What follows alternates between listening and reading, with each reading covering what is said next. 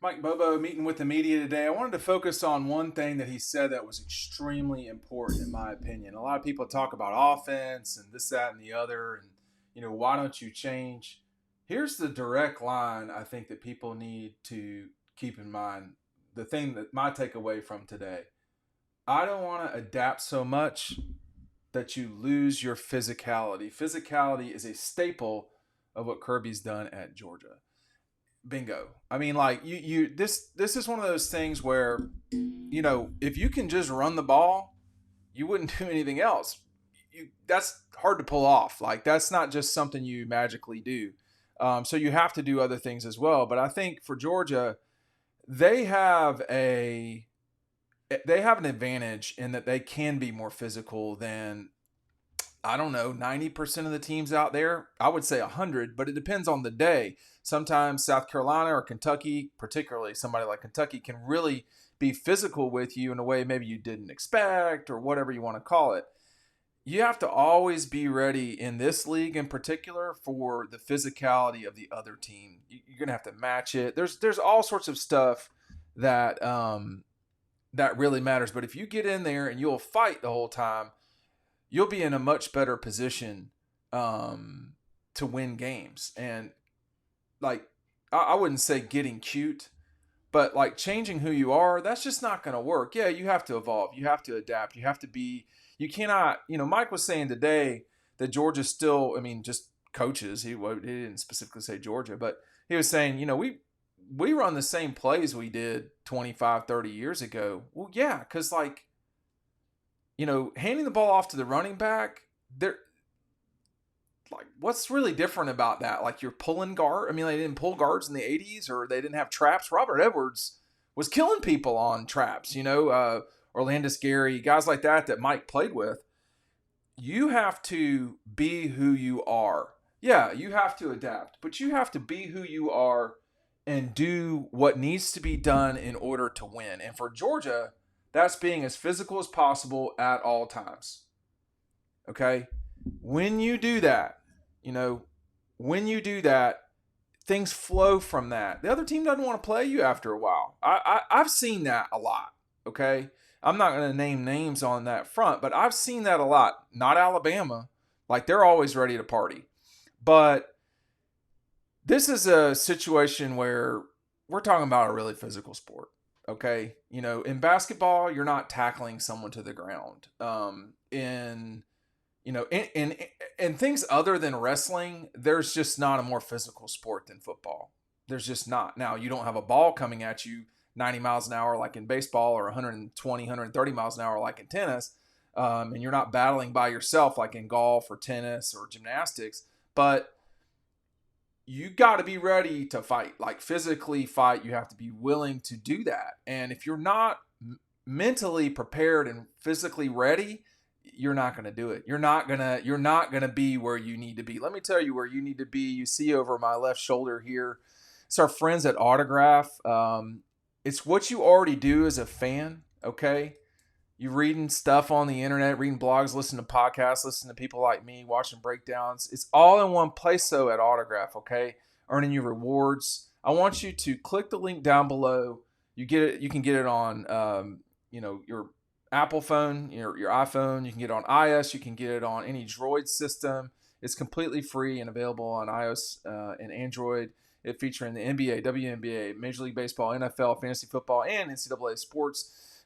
With more on the horizon. Make sure that you're checking that out. You guys who like the Falcons and the Braves, this is a good way to get it all in one app. I'm going to put the link down below. Make sure you're signing up with the code UGA. UGA.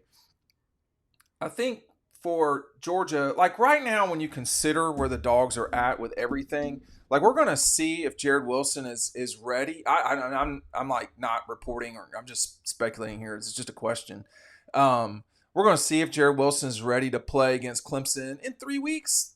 Like, that's a long time to kind of get ready. I mean, if we were talking about this weekend, no, I don't think he'd play. And the next weekend, I don't know. But, he's going to have to go through his camp and so forth. But I say all that to say, that's a part of what you're trying to do, offensively, is to be physical and be. For Georgia, it's being who you are.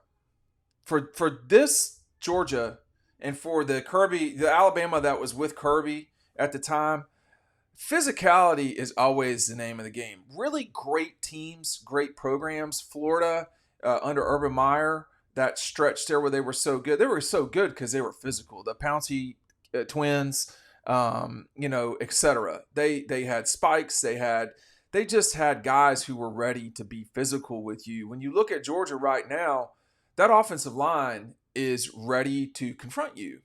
And if you're a defense, you don't know where the play's going. You're guessing. Well, you're not guessing, but you don't know where the play's going. So you have to monitor your gaps, etc., or gap, if you're playing that style. So you don't know what's happening. The offense does. And the offense, their problem is they have to execute. And that's the hard part, right? That's the sport. What I just laid out right there is one defender or one play from an offensive guy can screw up an offense. I'll tell you, I've gone to a lot of high school football practices through the years, and even the ones at Georgia. At Georgia, I don't say this ever, or at college practices that I've been to. But like sometimes I watch high school teams, I wonder how the team scores, like teams, offenses score. And I remember, because there's so much you got to do on offense. You have to take the ball from a guy who in college weighs probably at least 290 pounds. He has to put it between his legs to another guy. They have to not tangle their feet at all, or he has to snap it directly to the person who's the quarterback. The quarterback then has to give it to another person, or in some cases they keep it by themselves. That's 3 people involved right there. And that's in a perfect world where the ball doesn't even go in the air. In another world, you could throw the ball where the center is getting the ball to the quarterback, and then the quarterback has to arrange his feet in a way that he can throw a football to a guy who is going a particular amount of distance, and you have to connect with them through the air with you throwing the football, which involves 2 feet and both arms typically. One arm more than the other, but if you try to throw a ball with just your one arm, you need, there's a reason why you have 2 hands in football. So there's a lot going on with offense, okay? And the physicality part, what I'm just talking about right there, when you can turn and give it to Etienne, Robinson, whoever from this Georgia backfield, and you can just, this sounds simple, you can just run forward, yeah, that makes it a lot easier. I don't want to adapt so much you lose your physicality. In my opinion, just my take, that's what's happened to Clemson. They've adapted. They were never great on the offensive line. They just that's not what they've been this century. But they adapted. But then when they got, the quarterbacks weren't the same, which is the biggest problem. The quarterbacks weren't the same. And you couldn't just turn and give it to Wayne Gallman or ETN. Then things got a lot harder. Things got a lot harder without that combination. You could say the same thing at Florida.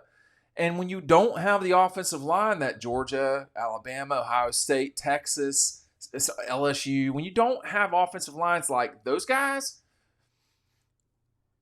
then the defense really can dictate to you what's happening, which is not what anybody wants if you're on offense. You want to be the dictator, not the subject of that. And I think that, if you remember, if you're being honest and you're not just like a Mike Bobo hater, of which there's plenty of y'all, and that's, okay, I mean, that's fine. But if you recall the way that Georgia was under Mark Richt, and to some degree under Jim Donnan, but definitely under Mark wasn't taking any risks. He wasn't really gonna, he was cool with the fullback. He was good with it.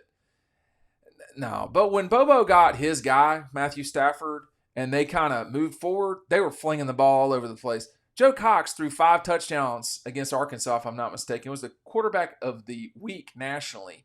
That's Mike Bobo, throwing the ball all over the place. Who is the person with the most yards in SEC history? Peyton Manning? No. Johnny Manziel? No. Cam? No. Aaron Murray? Mike Bobo. So, he wants to throw, but you'd be negligent not running the football with this group. and this is a guy that had at one moment he had Todd, Nick, and Sony, and all you gotta do is look at the scores, and they scored a pile of points in 2014. I think it was a school record at the time. Their quarterback was Hudson Mason. Now that was 10 years ago, and I do not mean this in a disrespectful way. How many of y'all know who Hudson Mason is or was? Okay, he's not Matthew Stafford or Aaron Murray or even Jake Fromm. That's not what Hudson Mason was. He was a we're going to throw it. We're going to try not to throw it more than 20-ish times a game. And that just wasn't what they were going to run it. And I'll tell you a quick story real quick. Not the last time actually. 10 years ago when Georgia and Clemson played, and I'll expand on this over time. Go back and watch how many throws there were from, I think, the late third quarter on for Georgia. I believe they had a 3-point lead. Count how many throws there were in that game from Georgia. Not from Deshaun Watson, who threw a touchdown in that game and still mad at Georgia for whatever reason. I don't know what Deshaun's deal is. He's a strange bird. Not from Cole Stow. I can't remember that guy's name, number 18. None of those guys. Look how many times Georgia threw the ball from the late third quarter on. Okay? Go back and look. That's what, in a perfect world, if you could just run it, I would bet if you could just run it, every college coach would only ever run it. Because you're far less likely to fumble than you are have an interception. Now, with that said, the more times you run, the more opportunities for fumble. Then again, if you catch it, you're running with it, you can fumble in that stage. But it's a more secure. Why do you think people run the ball with, in those situations at the end of games? So I think that there's a lot of joy in being 2011 Oklahoma State, or the fun it looks like that Clemson had in the with Deshaun and more Deshaun than Trevor, in the way that they were innovative with things, or Rhett Lashley or whoever. Look, man, that's great. I am not putting those folks down. I'm not. Chad Kelly. It was a Chad Kelly. I can't remember the guy's name. He went from Clemson to SM to Arkansas, and then of course someone like Lincoln Riley, who's legitimately an offensive genius. You got to run the ball though, and if you're not running the football in this league, you will not win the league. You will not win the league. You will not win the biggest game in the league. I'll put it to you that way. You look at Alabama, Georgia in 2021. You watch that game. Alabama didn't really run the ball effectively, but they ran it enough. And Bryce Young did enough of running himself to get them to where they needed to go. That's why Alabama won that game. It wasn't the throwing, okay? They ran enough. That's why they did. And when they got to Indianapolis, they were still throwing it. They were definitely still throwing it. Throwing it to Keely Ringo one time too many, that's for sure. But they couldn't run the ball effectively. And they were getting after everybody in that backfield's ass that night, Georgia. And it was a lot. It was too much. So if you want to win the ultimate game in the SEC, and I would argue in college football, you have to run it. You have to be physical. Physicality is the staple of what Kirby has been at Georgia. You got that right. And I think that's what's going to, and that's Mike talking about the offense, but just even think about the defense for the Dogs. If you're not physical on defense, you will get run out of the gym. Period. You will get run out of the gym if you are not physical on defense in the SEC. That's period, point blank. That's just all there is to it. And this team with Stackhouse and, Brinson, Stackhouse, Ingham Dawkins, Williams is going to have a big year. That's just all there is to it. He is too important not to have a big year for Georgia. Nevertheless, himself could be a number 1 overall draft pick. Hall and Jarrett, they got to come up, show up, shine, all that stuff. And then, you look, the linebackers are the least of my concerns for Georgia. They're where they got to go or need to be. They're good. But it's the front, man. I'm asking the question. I'm not saying it's a negative necessarily. And I think that Clemson's offensive line is not going to be a great test. It won't. Remember the last time these two teams played, Clemson had -2 yards, okay? But for Georgia, offensively, it's going to be hard to run for 200 yards on Clemson. I mean, that's just going to be a very difficult thing to do. It's not a great matchup. Clemson has legitimate guys in their front seven. They're good, okay? Listen to me when I tell you they're good on their front seven. But Georgia should be able to go for 120 to 160, like in that range. I don't know how many people did that against Clemson last year. They're returning a really good linebacker in the middle. They're adding one with Sammy. They have a good defense. Their offense is not where it needs to be. And, Georgia's defense is probably going to punish them on that front. If Georgia takes care of the ball and probably would have to have a catastrophic 1981 kind of day is one thing I'm thinking, but to in order to get really in trouble. But if they do what they're supposed to do and they can strike down the field, this game's not going to be close. But I know what they've got. I know enough Clemson folks to know their defense, the front is legit. And we're just going to see how Georgia deals with it. But this physicality part, Dabo, I love making fun of Dabo. That's great. It's a lot of fun. But he's going to motivate these guys. He's going to say, everybody thinks you're going to lose this game, which everybody does. But he will have them ready. The question is, can they do it for 60 minutes? We're going to see.